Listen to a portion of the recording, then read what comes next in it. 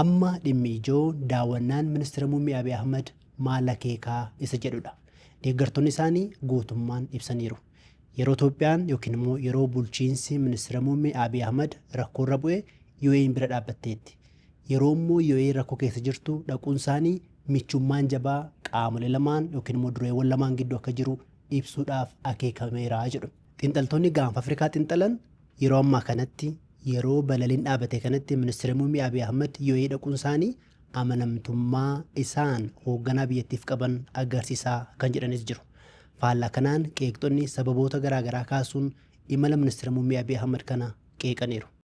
Ministeerri muummee Abiy United Arab Emirateetti pirezidantii biyyattii Sheek Mohammed bin Zayed Al Nahyaan waliin mari'achuu dubbataniiru.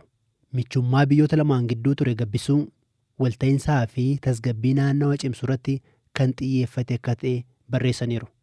Akka UAE irraa gabaafametti taanaan garuu dureewwan lamaan waraana adeemaa jiru irrattis mari'ataniiru. Inumaa ministeerri muummee Abiy haleellaa Iraan balaaleffachuu miidiyaan biyyattii gabaaseera. Miidiyaan biyyattii WAM jedhamu akka gabaasetti bulchaan Itoophiyaa haleellaa Iraan kan morman birmadummaa biyyaa fi seera idil addunyaa waan cabseef. Dureewwan lamaan muddamni gidduu galabaa jiru karaa nagaan furamuullee jala sararanii dubbachuu isaanii gabaafameera.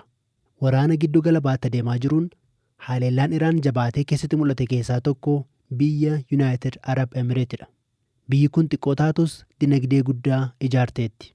Hariiroon Itoophiyaa fi United Arab Emireet keessumaa erga ministeerri muummee Abiy Ahmed aangootti dhufanii haalaan cimeera. Suuraan daawwannaa isaanii booda qoodamees kanuma ragaa ba'a. Erga waraanni gidduu galabaatti eegalee ministeerri muummee Abiy Ahmed gara Qaataarii fi Kuweetitti bilbiluun dureewwan biyyoota kanneen waliin dubbataniiru. United Arab Emirates immoo hariiroon isheen Israa'el waliin qabdu jabaadha. Bulchaan Itoophiyaa pirezidantii United Arab Emirates waliin nageenya gidduu galabaan alatti dhimma dinagdee, daldalaa fi misoomaallee dubbachuu gabaafameera.